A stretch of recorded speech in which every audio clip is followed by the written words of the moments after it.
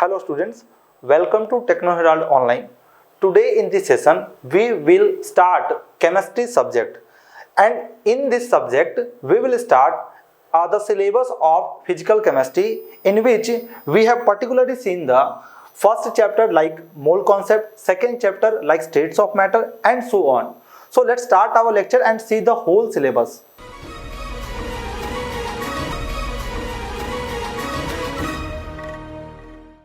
Hello students, आज से हम लोग एक नया चीज़ शुरू करने जा रहे हैं जो कि है आपके बोर्ड पे लिखा हुआ केमिस्ट्री। केमिस्ट्री कौन से क्लास का? 11th और 12th क्लास का।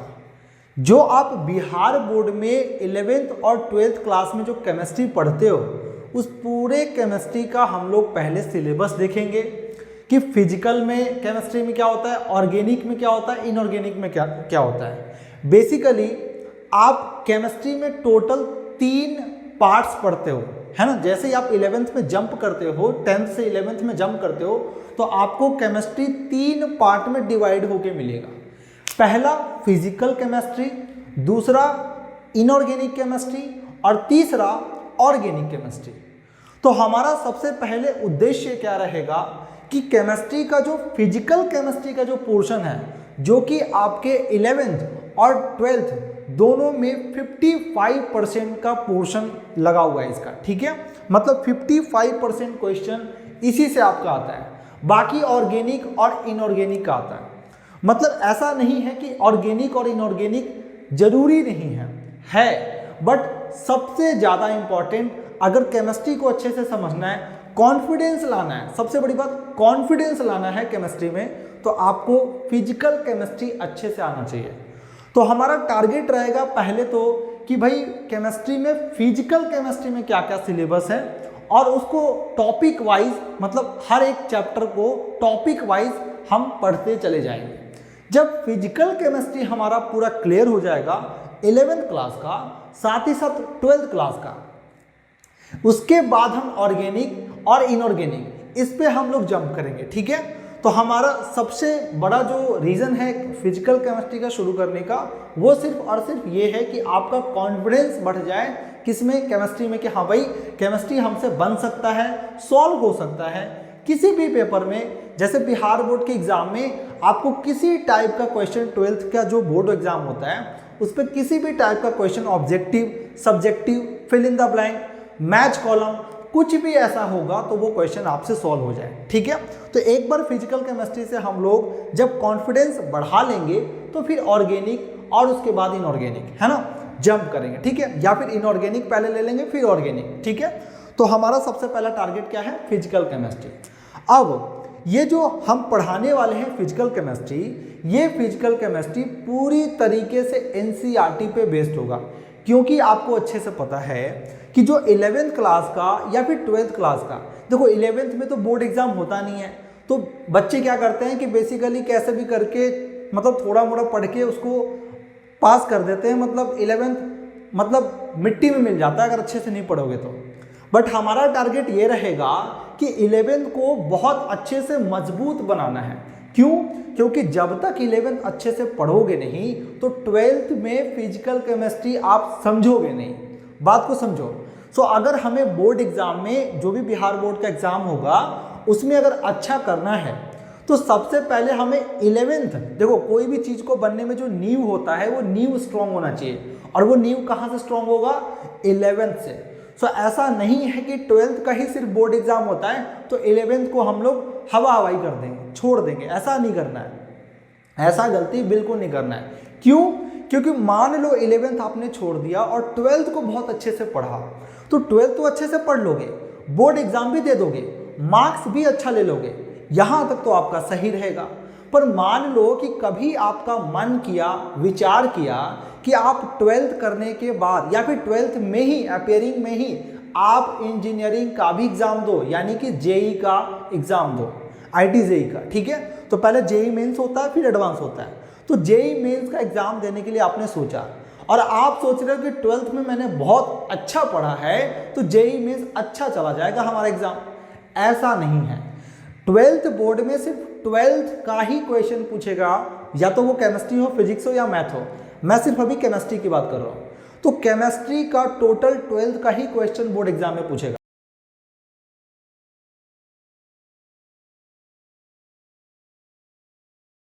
पर जब जेई मेंस का विचार आपके मन में आएगा कि जेई मेंस भी देना चाहिए अगर हमारा कॉन्सेप्ट अच्छा है, तो भाई उसके लिए आपको 11th भी अच्छा होना चाहिए। ठीक है, अब 11th अच्छा तभी होगा जब आप शुरू से पढ़ोगे। तो हमारा उद्देश्य यही रहेगा कि हम 11th को स्ट्रॉन्ग करते हुए 12th पे जंप करें और 12th भी अच्छा से पढ़ें। ठीक है, सो 11th और 12th दोनों में डिफरेंशिएशन नहीं करना है, डिफरेंशिएट नहीं करना है कि भाई 11th को कम पढ़ो 12th को ज़्यादा पढ़ना है, ऐसा नहीं करना, सभी को इक्वली पढ़ना है। ठीक है, एक बार फिजिकल केमिस्ट्री अच्छे से 11 12 पढ़ लिए, फिर ऑर्गेनिक इनऑर्गेनिक भी पढ़ लेंगे जब कंप्लीट हमारा 11 12 हो जाएगा, जो कि 11 12 दोनों मिला के होगा, है ना, फिजिकल ऑर्गेनिक इनऑर्गेनिक, तब जाके आपको कॉन्फिडेंस मिलेगा और तब जाके आप जेई मेंस के लिए अच्छे से प्रिपेयर रहोगे। क्योंकि जेई मेंस सिर्फ 12th के लिए नहीं होता, वो 11th का भी क्वेश्चन पूछता है।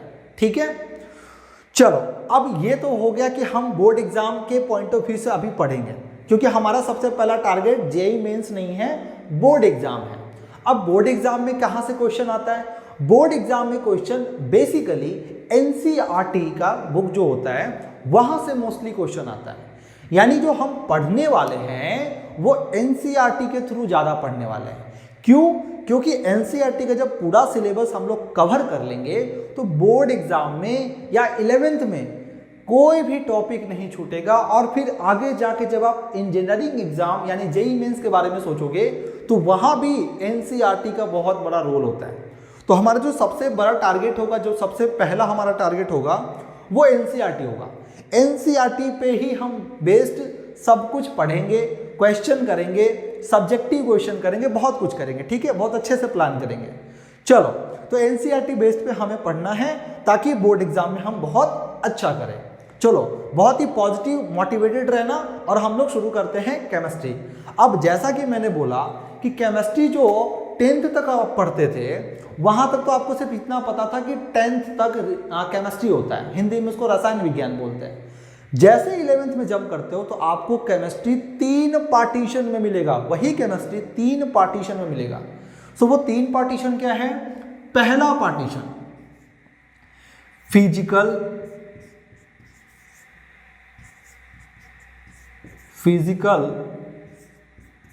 केमिस्ट्री,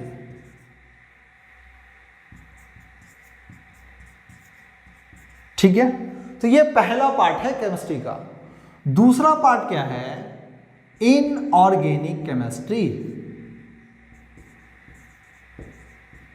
इनऑर्गेनिक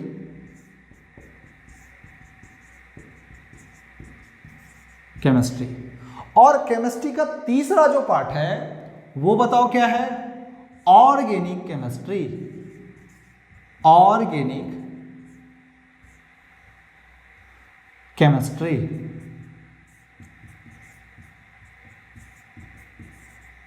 ठीक है।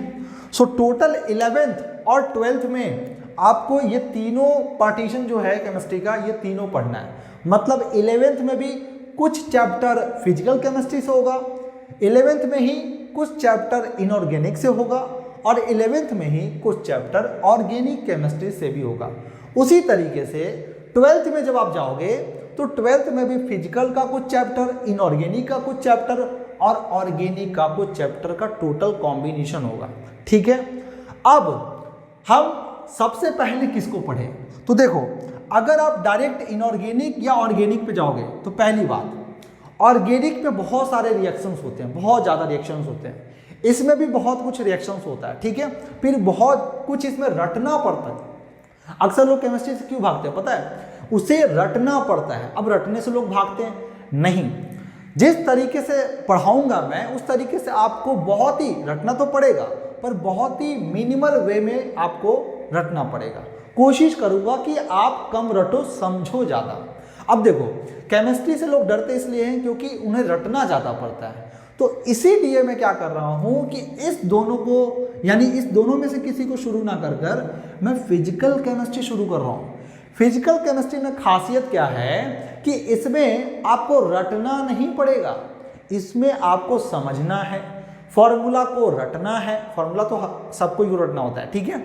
सो फॉर्मूला को रटना है, रटने के बाद आपको सॉल्व करने हैं क्वेश्चंस। न्यूमेरिकल्स ज़्यादा होते हैं फिजिकल केमिस्ट्री में। तो न्यूमेरिकल्स होने से क्या फ़ायदा है, न्यूमेरिकल्स जब रहेगा तो जब आप इसको सॉल्व करने लगोगे, धीरे धीरे आपका सॉल्यूशन बनते जाएगा हर न्यूमेरिकल का, तो आपको एक कॉन्फिडेंस आएगा कि हाँ मैं कुछ कर सकता हूँ केमिस्ट्री में। तो आप जब फिजिकल केमिस्ट्री में कॉन्फिडेंस पालोगे तब आप इनऑर्गेनिक और ऑर्गेनिक पे भी कमांड कर लोगे। सो हमारा सबसे पहला टारगेट होगा फिजिकल केमिस्ट्री, फिजिकल केमिस्ट्री। तो अब इन दोनों का सिलेबस हम लोग बाद में देखेंगे। जैसे इनऑर्गेनिक है तो इनऑर्गेनिक में आपको पढ़ना है S block, P block, D block, F block, periodic table, chemical bonding, बहुत सारे चैप्टर्स हैं, ठीक है। उसी तरीके से ऑर्गेनिक में IUPAC नेम, जिसको नोमेनक्लेचर बोलते हैं, GOC, हाइड्रोकार्बन्स, है ना, alcohol, phenol, ether, carboxylic acid, ऐसे बहुत सारे चैप्टर्स हैं जो कि आपको पढ़ना है ऑर्गेनिक में, ठीक है। पर इन चीज़ों को अभी हम एक्सप्लेन नहीं करते हैं क्योंकि अभी हमें इसे नहीं पढ़ना है। सबसे पहला हमारा उद्देश्य होगा फिजिकल केमिस्ट्री को पढ़ना।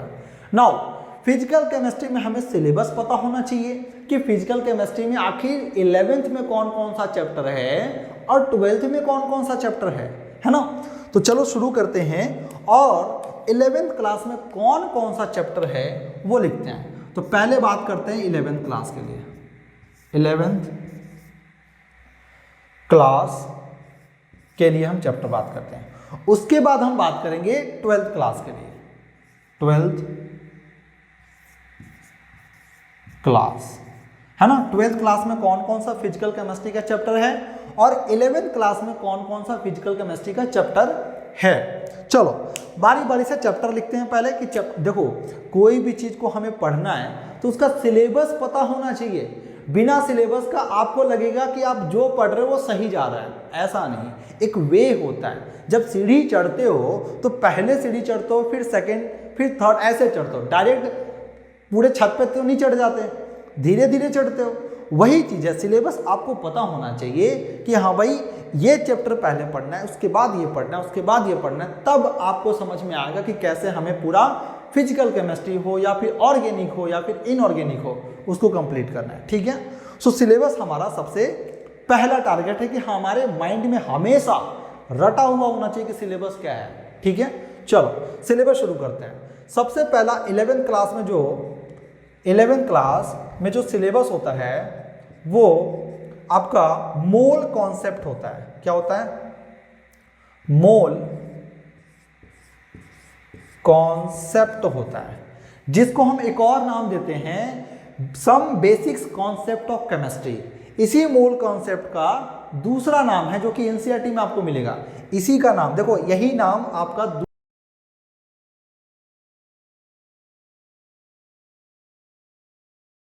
दूसरे वे में एनसीईआरटी बुक में लिखा होगा, 11th क्लास के एनसीईआरटी बुक में लिखा होगा some basic concepts of chemistry, ठीक है। मैं उसको नहीं लिखता हूं, आप समझ लेना, मोल कॉन्सेप्ट को ही बोलते हैं some basic concepts of chemistry. यानी फिजिकल केमिस्ट्री को अगर अच्छे से समझना है तो आपको some basic concepts of chemistry आना चाहिए, दैट मीन्स मोल कॉन्सेप्ट आना चाहिए, ठीक है। नेक्स्ट सेकेंड नंबर और कौन सा चैप्टर है भाई? तो सेकेंड नंबर चैप्टर आपका है स्टेट्स ऑफ मैटर,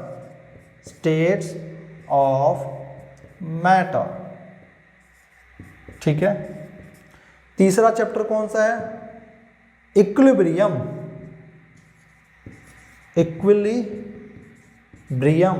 ठीक है। इक्विलिब्रियम में कौन कौन सा आ जाता है? आपका आयनिक इक्विलिब्रियम और केमिकल इक्विलिब्रियम, दोनों इक्विलिब्रियम आपके 11th क्लास में है, ठीक है। फिजिकल केमिस्ट्री का जो इक्विलिब्रियम चैप्टर है उसमें केमिकल इक्विलिब्रियम और आयनिक इक्विलिब्रियम दोनों 11th क्लास में। तो मैं यहाँ पे ब्रैकेट में लिख देता हूं केमिकल एंड आयनिक इक्विलिब्रियम। तो केमिकल और आयनिक इक्विलिब्रियम आपका 11th क्लास के फिजिकल केमिस्ट्री चैप्टर में है, ठीक है। देखो एनसीईआरटी के बुक में ये नहीं लिखा होगा कि ये फिजिकल केमिस्ट्री है, ये ऑर्गेनिक है, ये इनऑर्गेनिक है, ये नहीं लिखा होगा। एनसीईआरटी बुक या कोई भी बुक में देख लो, है ना, पर्टिकुलर जब तक जैसे ओपी टंडन का बुक आता है, ओपी टंडन में स्पेशली अलग फिजिकल केमिस्ट्री आता है, अलग ऑर्गेनिक आता है, अलग इनऑर्गेनिक आता है। तब तो आपको दिख जाएगा कि हाँ भाई ये फिजिकल है, ये ऑर्गेनिक, ये इनऑर्गेनिक। अगर हम एनसीईआरटी की बात करें तो वहाँ पे कहीं नहीं लिखा होता है कि ये फिजिकल है, ये ऑर्गेनिक है, ये इनऑर्गेनिक है। बट मैं छाट के बता रहा हूँ ताकि आपको समझ में आए कि फिजिकल कौन कौन सा चैप्टर है। ठीक है, फोर्थ चैप्टर हमारा होगा थर्मोडायनेमिक।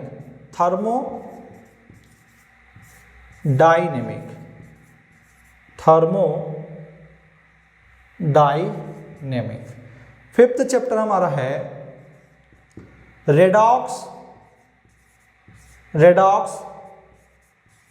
रिएक्शन। ठीक है, तो ये हमारा फिफ्थ चैप्टर हो गया। सिक्स्थ चैप्टर हमारा है स्ट्रक्चर ऑफ एटम।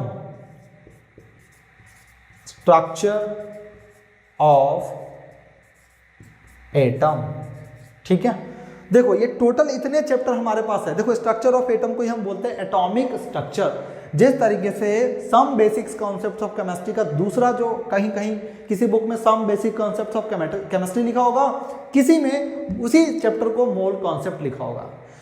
फिर उसी तरीके से किसी बुक में आपको स्ट्रक्चर ऑफ एटम चैप्टर नाम लिख के आएगा और किसी बुक में एटॉमिक स्ट्रक्चर चैप्टर नाम लिख, जैसे ओपी टंडन का बुक होता है फिजिकल केमिस्ट्री का, उसमें एटॉमिक स्ट्रक्चर होता है, पर वही एनसीईआरटी का बुक में स्ट्रक्चर ऑफ एटम होता है चैप्टर का नाम। ठीक है, सो कंफ्यूज नहीं होना है। तो टोटल 6 चैप्टर है और ये इक्विलिब्रियम में केमिकल आयनिक दोनों हो जाता है। तो अगर ऐसे जोड़े तो 7 चैप्टर होते हैं। तो ये सभी चैप्टर्स फिजिकल में आते हैं। ज़्यादातर आपको फिजिकल ही ज़्यादा पढ़ना है। ठीक है, इसलिए मैंने बोला कि ज़्यादा परसेंटेज ऑफ जो भी आपका स्टडी है वो फिजिकल पे ज़्यादा ध्यान होना चाहिए, क्योंकि फिजिकल में थोड़ा ज़्यादा चैप्टर्स है। ठीक है, चलो तो ये हमारा 11th में हो गया। अब 12th क्लास में, यानी कि जो बोर्ड एग्जाम की जब हम तैयारी करते हैं तो बोर्ड एग्जाम में केमिस्ट्री में जो फिजिकल, ऑर्गेनिक, इनऑर्गेनिक आता है, तो ऑर्गेनिक इनऑर्गेनिक को अभी तो हम इग्नोर कर रहे हैं, है ना, अभी इसको पेंडिंग में डाल रहे हैं। सबसे पहले फिजिकल का चैप्टर हम लोग देख रहे हैं। तो जैसे ही हम 12th क्लास में चले जाएंगे, 11th क्लास में ये 7 चैप्टर जब पढ़ लेंगे, ऐसे तो 6 लिखा हुआ है पर ये दोनों अगर मिलाएं तब ये टोटल 7 हो जाता है। तो 7 चैप्टर या फिर 6 चैप्टर आप पढ़ लोगे 11th क्लास का अच्छे से, तो आपका कॉन्फिडेंस इतना बढ़ जाएगा कि अब आप कोई भी ऑर्गेनिक या इनऑर्गेनिक केमिस्ट्री का चैप्टर आपको लगेगा कि हाँ मैं अब इसे भी समझ सकता हूँ, बना सकता हूँ, याद कर सकता हूँ। ठीक है, सो कॉन्फिडेंस बढ़ाने के लिए इस चैप्टर का नाम किया गया। मतलब समझो फिजिकल केमिस्ट्री का नाम ही है कॉन्फिडेंस। कॉन्फिडेंस बढ़ेगा इससे, डेफिनेटली बढ़ेगा अगर अच्छे से पढ़ोगे तो। चलो ये फिजिकल केमिस्ट्री आपका 11th क्लास में हो गया। 12th क्लास में देखते हैं कौन कौन सा चैप्टर है। तो 12th क्लास में चैप्टर है 1। पहला नंबर है आपका सॉलिड स्टेट।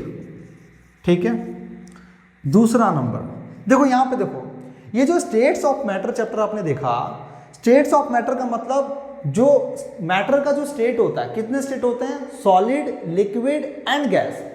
तो जो सॉलिड चैप्टर है, सॉलिड स्टेट जो चैप्टर है वो पढ़ना है 12th में। बाकी स्टेट्स ऑफ मैटर जो इसमें लिखा गया है, इसमें लिक्विड स्टेट और गैसियस स्टेट, ये 2 स्टेट पढ़ना है 11th क्लास में, पर सॉलिड स्टेट पढ़ना है 12th क्लास में। ठीक है, ओके। सो पहला चैप्टर हमें सॉलिड स्टेट पढ़ना है। दूसरा चैप्टर यहां पे हमें पढ़ना है सॉल्यूशन। ठीक है, सॉल्यूशन में जो टोटल हम देखते हैं, इसमें ज़्यादातर लिक्विड, जितने भी लिक्विड्स होते हैं उन सभी लिक्विड्स को मिला के क्या क्या बनता है वो सॉल्यूशन हम लोग पढ़ते हैं। जैसे देखो एग्जांपल में, जब शरबत बनाना होता है तो हम पानी में क्या डालते हैं, चीनी, है ना, पानी में चीनी डालते हैं। जब पानी को चीनी में मिलाते हैं, यानी कि चीनी को पानी में डालते हैं, मिलाते हैं उसको, तो शरबत बनता है। तो एक तरह का ये सॉल्यूशन हुआ। वही सारा एक्सप्लेनेशन इसमें है। और सॉलिड स्टेट में क्या है, सॉलिड के बारे में जो भी आप, जैसे ये है, ये सभी सॉलिड है, तो सॉलिड के बारे में हम जानेंगे क्या होता है सॉलिड, कितने टाइप्स के होते हैं, है ना, वो सब कुछ देखेंगे। नेक्स्ट 12th क्लास में तीसरा फिजिकल केमिस्ट्री का चैप्टर है, वो आपका है इलेक्ट्रोकेमिस्ट्री।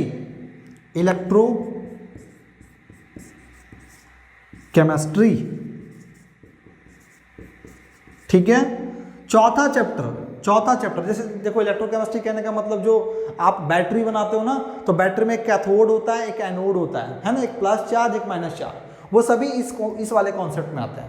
ठीक है, नेक्स्ट केमिकल काइनेटिक्स। इसमें रिएक्शंस के बारे में देखेंगे, कौन कितना स्पीड से रिएक्शन करेगा, कितना स्लो करेगा, ये सब कुछ इसमें देखेंगे, काइनेटिक्स। ठीक है, नेक्स्ट 5 जो कि लास्ट है हमारा, सरफेस केमिस्ट्री। तो ये टोटल आपके 12th क्लास में फिजिकल केमिस्ट्री का 5 चैप्टर पढ़ना है और इसमें टोटल 6 चैप्टर पढ़ना है 11th क्लास में। कितने हो गए? 6 + 5 टोटल 11 चैप्टर फिजिकल केमिस्ट्री का पढ़ना है। वैसे अगर जोड़ा जाए तो स्टेट्स ऑफ मैटर में भी आपका 2 चैप्टर आ रहा है ना। फिर उसके बाद यहाँ पे वैसे लिक्विड स्टेट तो आपका सॉल्यूशन में आ जाता है, बट थोड़ा मोड़ा इसमें पढ़ना होता है। और यहाँ पे कहाँ गया? इक्विलिब्रियम। तो इक्विलिब्रियम में आपका केमिकल और आयनिक दोनों पढ़ना होता है। तो चलो इसको एक ही काउंट करते हैं। तो टोटल 6 चैप्टर ये हो गया और 5 चैप्टर हो गया, 11 चैप्टर हमें 11th और 12th दोनों क्लास मिला के पढ़ना है। अब हम यहाँ से क्या करें? देखो, सबसे पहली बात, हमारा उद्देश्य, हमारा टारगेट क्या है? किस चीज़ की तैयारी करना है? बोर्ड एग्जाम की तैयारी करना है। अब बोर्ड एग्जाम के अकॉर्डिंग क्या है भाई? बोर्ड एग्जाम के अकॉर्डिंग हमें एनसीईआरटी पे फोकस करना है, क्योंकि बोर्ड एग्जाम में लगभग एनसीईआरटी से ही क्वेश्चंस आता है। ठीक है, बाकी प्रीवियस ईयर भी क्वेश्चन देखेंगे कि बोर्ड एग्जाम में कैसा प्रीवियस ईयर क्वेश्चन आ रहा है, उसको भी उठा के हम बनाएंगे। बट सबसे पहले हमें थ्योरी समझना है, जो कि हम एनसीईआरटी से ही मतलब लेंगे। एनसीईआरटी के बेस पे ही हमारा सब कुछ थ्योरी होगा, क्वेश्चंस ज़्यादा होगा। ठीक है, एक्स्ट्रा कुछ और क्वेश्चन लेंगे, बट एनसीईआरटी हमारा सबसे पहला टारगेट होगा। सो चलो शुरू करते हैं। अब हम फिजिकल केमिस्ट्री में 11 चैप्टर में सबसे पहला चैप्टर हम लोग शुरू करने जा रहे हैं, मोल कॉन्सेप्ट। क्या शुरू करने जा रहे हैं? मोल कॉन्सेप्ट, जिसका दूसरा नाम है some basic concepts of chemistry. Some basic concepts of chemistry का ही नाम है मोल कॉन्सेप्ट। ठीक है, तो मैंने जैसा कहा कि 12th को पढ़ने से पहले 11th मजबूत होना चाहिए। मैंने क्या बोला कि जब जैसे जैसे घर बनता है, तो घर बनता है तो जो आप नीचे देखते हो फाउंडेशन, जिसमें पाइलिंग होके बहुत जमीन के अंदर में पिलर जाता है ना, तो वो क्यों जाता है? जब तक अंदर का फाउंडेशन मजबूत नहीं होगा तो बिल्डिंग खड़ा करके क्या करोगे जब गिर ही जाएगा? तो फाउंडेशन को मजबूत करना है, और फाउंडेशन मजबूत कहाँ से होगा? 11th क्लास से होगा। सो हम पहले 11th क्लास का चैप्टर पहले खत्म करेंगे, या अगर 1-2 चैप्टर खत्म भी कर लिए तो कुछ 12th का ले लेंगे, जैसे भी हो। पर हमारा सबसे पहला उद्देश्य है कि मोल कॉन्सेप्ट को पहले समझना है। मोल कॉन्सेप्ट को पहले समझना है, क्योंकि इसका बहुत ज़्यादा सभी चैप्टर में, लगभग कुछ चैप्टर छोड़ के सभी चैप्टर में यूज है। मोल क्या होता है, उसमें मोलैरिटी क्या होता है, मोलैलिटी क्या होता है, कैसे हम नंबर ऑफ मॉलिक्यूल्स निकालते हैं, वॉल्यूम्स निकालते हैं, ये सब कुछ हमें आना चाहिए। तो बेसिक कॉन्सेप्ट ऑफ केमिस्ट्री हमें आना चाहिए, दैट मीन्स मोल कॉन्सेप्ट हमें आना चाहिए। तो इसलिए हमारा पहला चैप्टर होगा मोल कॉन्सेप्ट। सो अब माइंड में ठान लो कि भाई अच्छे से पढ़ना है 11th क्लास का मोल कॉन्सेप्ट। जो भी मैं पढ़ाऊँ पूरे अच्छे से लेक्चर को देखना है, कंप्लीट करना है, जितने भी क्वेश्चंस करवाऊँ क्वेश्चन करना है। देखो, फिजिकल केमिस्ट्री है, न्यूमेरिकल्स ज़्यादा मिलेंगे। न्यूमेरिकल्स का मतलब कि क्वेश्चंस आपको ज़्यादा मिलेंगे, फॉर्मूला कुछ और क्वेश्चन ज़्यादा। ठीक है, तो इस बात को ध्यान रखना। चलो शुरू करते हैं मोल कॉन्सेप्ट चैप्टर और आगे बढ़ते हैं। तो इसको नोट करना, कर लो। वैसे तो ये सिलेबस था, नहीं भी करोगे तो चलेगा, बट कर लोगे तो अच्छा है। ठीक है, आपके माइंड में होना चाहिए कि फिजिकल केमिस्ट्री टोटल इतने चैप्टर हैं और मोल कॉन्सेप्ट से हम लोग शुरू कर रहे हैं। ठीक है, चलो अब इसको नोट करना है तो कर लो, और शुरू करते हैं पहला चैप्टर मोल कॉन्सेप्ट।